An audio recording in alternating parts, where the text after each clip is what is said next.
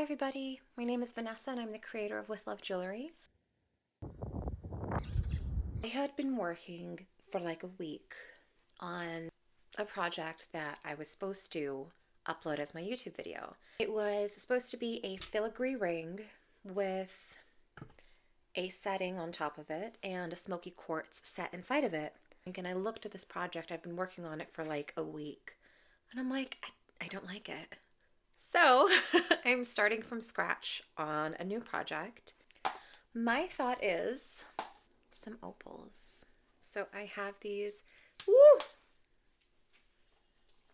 sorry, I think they would look so pretty together on a ring. So I think we're gonna try and make a ring with them. I'll get you up closer so you can see what they look like. When making a bezel cup, you need to have the right amount of metal to fold over the stone. So you look at the curve of the stone, and your metal needs to fold over the curve at the right place, and it locks the stone into place, but it doesn't cover your gemstone. So for this guy, we're looking at about right here.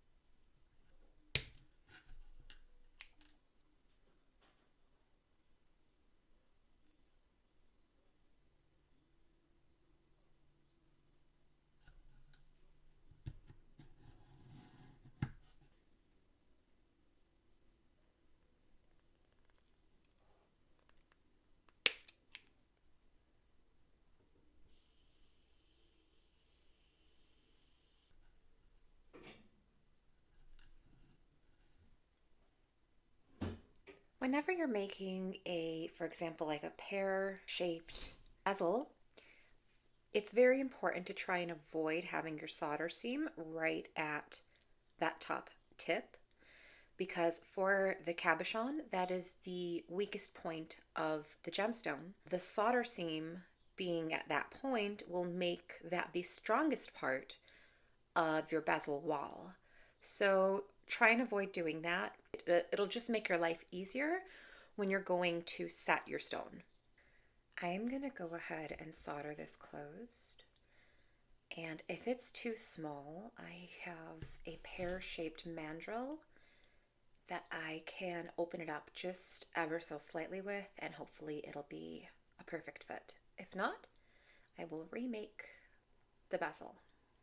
So just line up your edges so that they meet perfectly and that there's some tension in them. And it's totally okay to change your shape, because after soldering, like I said, we're gonna reshape it so it's perfect. Let's get soldering.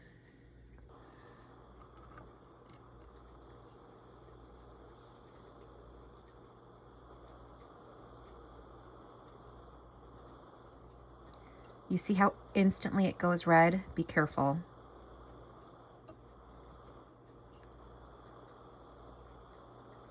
Okay, done. I like to use the picking method where you pick your solder up and place it on your join. You can also use the method where you place the join directly on top of your solder and then just gently heat it. Done. So these are the mandrels that I was telling you about.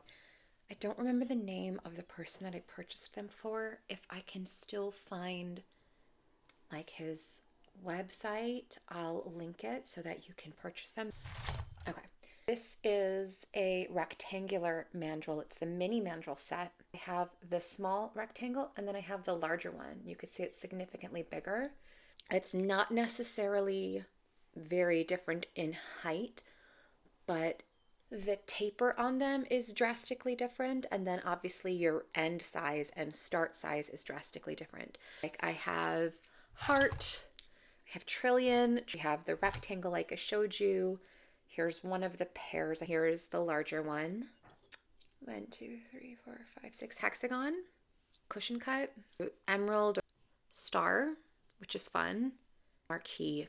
So yeah, it's a great set. They're both great sets to have if you have the budget for them. I highly recommend them. Let's get to work.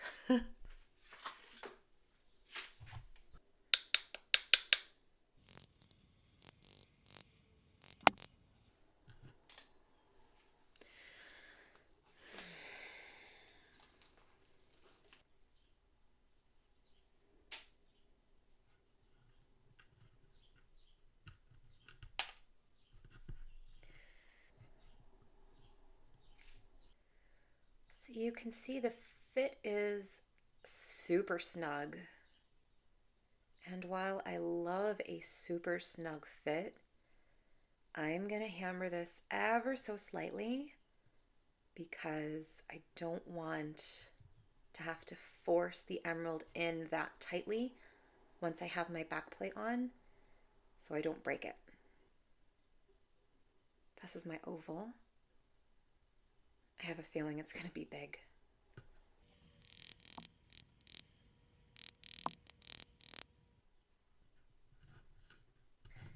Oh, perfect. I think they're going to look beautiful together. I just rolled out a piece of wire for my ring shank, and if you need help with understanding how to roll out wire and how to anneal, I do have a video where I explain how to do all of that. But I just want to go over, so we have our bezel walls. Oh, look how nicely my hair makes it look. You can see exactly there. Okay, so I have our bezel walls, but now we need our back plate. And the back plate is what stops the cabochon from falling through. Like the general practice for a back plate is to just get a sheet of your metal and then configure your bezel cups onto there, solder them on, cut them out, and then attach them to the ring shank. I always try and find like new ways to do things. I'm not quite sure how I want to do these two opals together. I want something more, so I'm going to figure out what to do. I don't like to waste metal, so instead of using this super thin sheet as my back plate, I actually looked around on my catch tray, my silver catch tray. This was a piece that I had used for a ring, and I just rolled it out this way. So instead of putting it through the rolling mill like this, which would make it longer, I put it in wide, so it makes it wider. Whenever I'm soldering bezels onto back plates, I generally use this honeycomb soldering block because it reflects heat well. Something else that I like to do when soldering a bezel is to put the solder on the outside of the bezel wall so that doesn't create any like solder bubbles on my inside. I will be filing, sawing, sanding the outside edges of what I'm working on. So I find this creates as little mess on the inside as possible so that when I set my stone, there isn't the possibility of there being a little bit extra solder on one side than the other and it's lopsided. Just a piece of advice from me. So solder flows where it's the hottest. And with a bezel like this, our bezel wall is very, very thin, which means it's going to get hot very quickly. And our back plate is much thicker, so it's going to take a little bit longer to heat up. So I like to gently move my flame around my whole piece so that I'm not melting or overheating my bezel walls, and I'm starting to gently heat up my back plate. And then once I feel comfortable, and you'll know what feeling comfortable is the more that you do this, I'll start to add my solder in. And like I was saying, I like to do my solder on the outside so that it flows inside. And then as you become more comfortable, learn how much solder is too much solder. Because a lot of times you'll see a lot of people will use way too much solder, and you'll be ending up with giant globs of solder everywhere.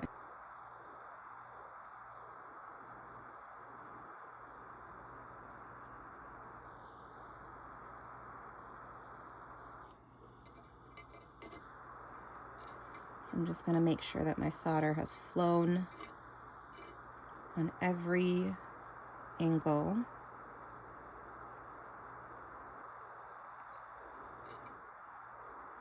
Okay, that's it.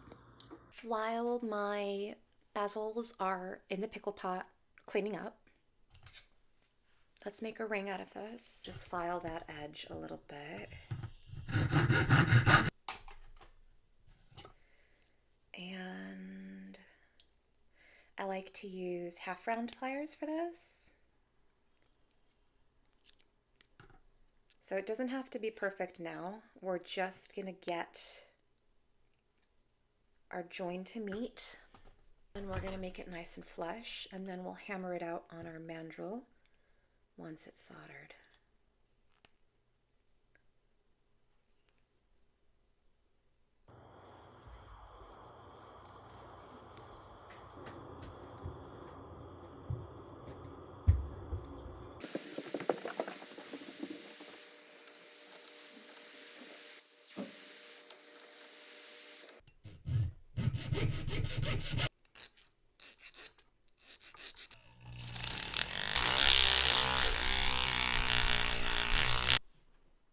I figured out, I know what I'm gonna do.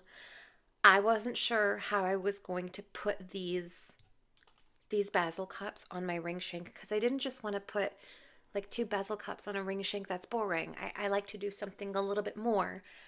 I am going to make a tiara-like ring, and it might not be this exact configuration. I might swap the pear shape on this side and the oval on that side, but I'm so excited because I've always wanted to do a tiara type ring, and I think it's going to be so beautiful with one like dark opal and one light opal, and you could put the dark opal facing you or the light opal facing you.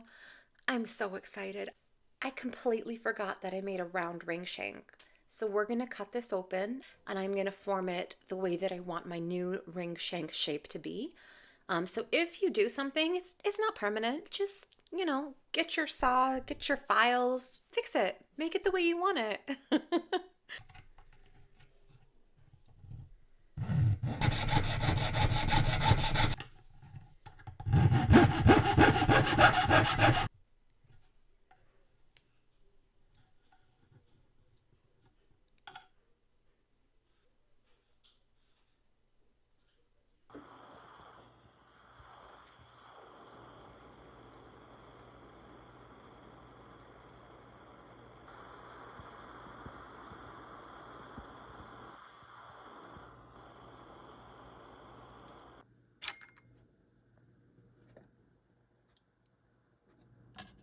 I have to be so careful while soldering this so that 1, I don't melt my bezel cup, and 2, I don't move anything.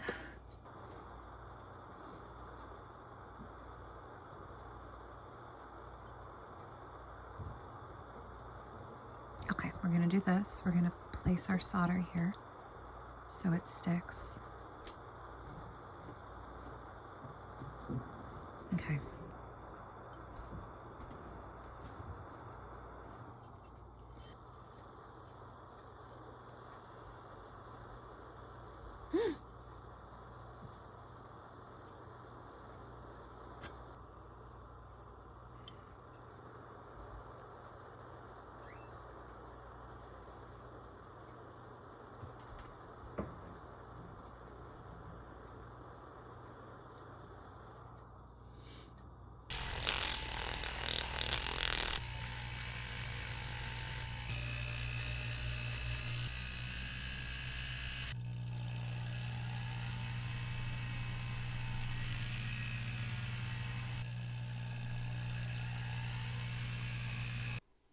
our ring is nice and polished, but I still need to double check.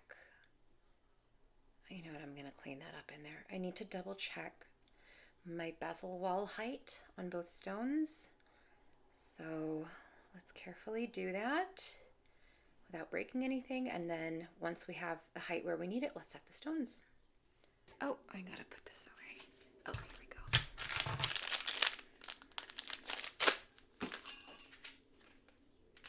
Of course.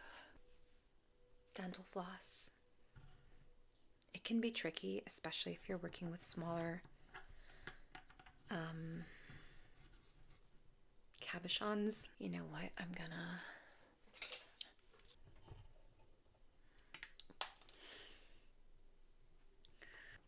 so make sure you leave a little bit of slack so when you place the gemstone inside. There we go. Okay, here we go. Time to set the stones.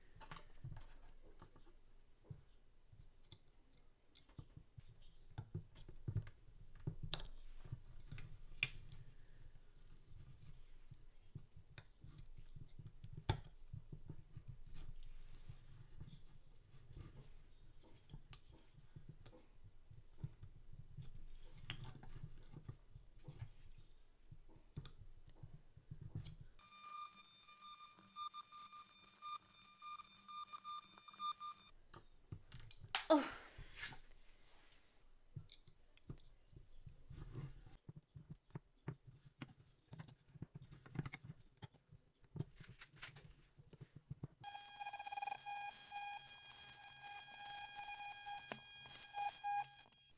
I am so in love with it. I think it's so magical. I'll get you in, oh my God. I'll get you in closer and in some nice light so you can see the smoky opal and all the colors.